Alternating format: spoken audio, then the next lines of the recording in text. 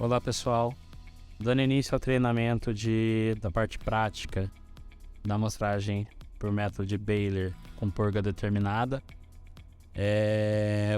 O primeiro passo que a gente vai realizar em campo vai ser realizar o monitoramento de nível d'água dos poços, né? Então, com a ajuda de uma interface ou até mesmo de um medidor de nível d'água, o técnico vai realizar o monitoramento desse nível d'água dos poços.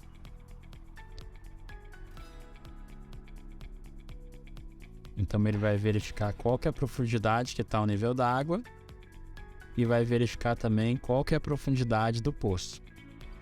E essas duas informações ele vai anotar na ficha de campo e definir também qual que é a coluna de água desse poço, né, com base ali na diferença de profundidade do nível d'água e profundidade do poço. Ele vai determinar qual que é a coluna de água no poço.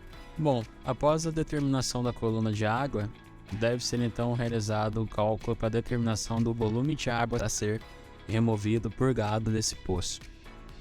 Esse volume ele é determinado através da determinação do volume de água no poço, né? Então a gente utiliza o dado aí de coluna de água e o diâmetro do poço, né? Os poços em geral eles têm diâmetros que variam de 2 a 4 polegadas, né? Então é feito o cálculo do volume de água dentro do poço. E esse volume de água é então multiplicado por 3, né? Esse fator 3 é um fator já convencionado em diversas literaturas e estudos realizados, como um valor que seja suficiente para, né, após a retirada desse volume, a gente passe a ter então a entrada de uma água que seja realmente representativa da formação geológica que a gente está investigando. E aí, durante esse processo de purga, né, a gente precisa também acompanhar o monitoramento e rebaixamento do nível d'água. Em uma rede que os técnicos utilizam é realizar a medição, né, do Baylor e da linha e determinar esse comprimento da linha do nível d'água até a boca do poço. E aí eles vão controlar essa inserção do Baylor através de um nó que eles fazem na linha, né? Então ele sabe que ele só pode inserir o Baylor com a linha no poço até que seja atingido aí essa marca desse nó, né?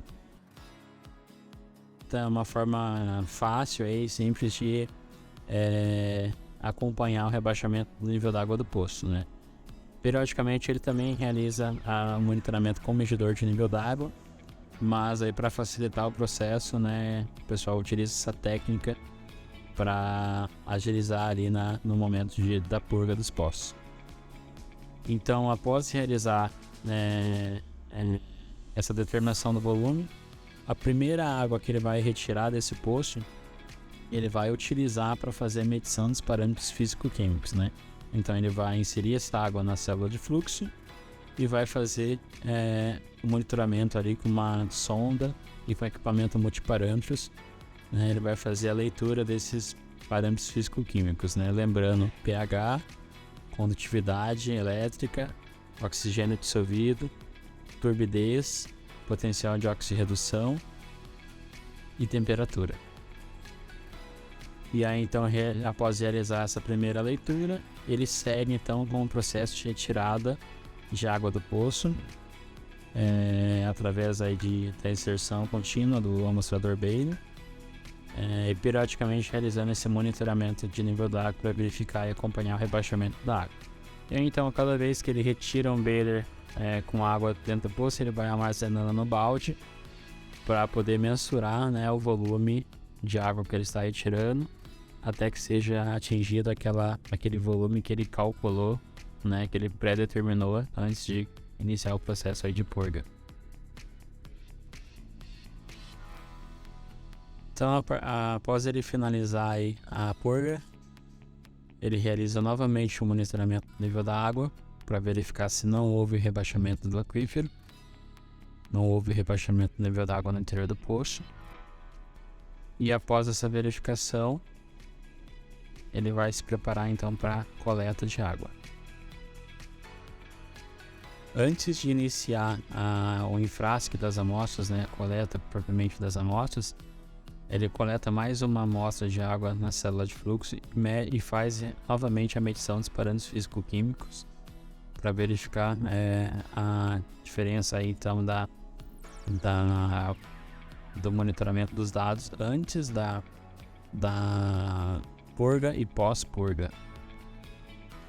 Bom, então após realizar essa coleta de água para o monitoramento dos parâmetros físico-químicos, ele na sequência já começa com o enchimento dos frascos que vão ser enviados para o laboratório. Então ele vai realizar o enchimento de todos os frascos, sempre priorizando dos compostos voláteis, para depois os semivoláteis, depois compostos inorgânicos, onde não há risco de perda de voláteis. Então ele realiza o enchimento aí de todos os frascos. Bom, após o enchimento dos frascos, né, ele realiza então a identificação desses frascos, né, informando aí a identificação do poço, onde foi feita a coleta, o projeto, data e hora com que foi realizada a coleta e os parâmetros que vão ser analisados, né, com esses frascos. Bom, então após essa identificação dos frascos, o técnico prepara os frascos para o despacho das amostras para o laboratório, né? Então ele enrola os frascos em plástico bolha para evitar a quebra dos frascos, né? E depois separa, né, o kit de amostra ali no saco plástico para não misturar com os demais kits. E na sequência ele coloca, né, na caixa de isopor com gelo, né, para armazenamento, né? Então a gente faz a armazenagem refrigerada das amostras para envio para o laboratório, né, como método de preservação.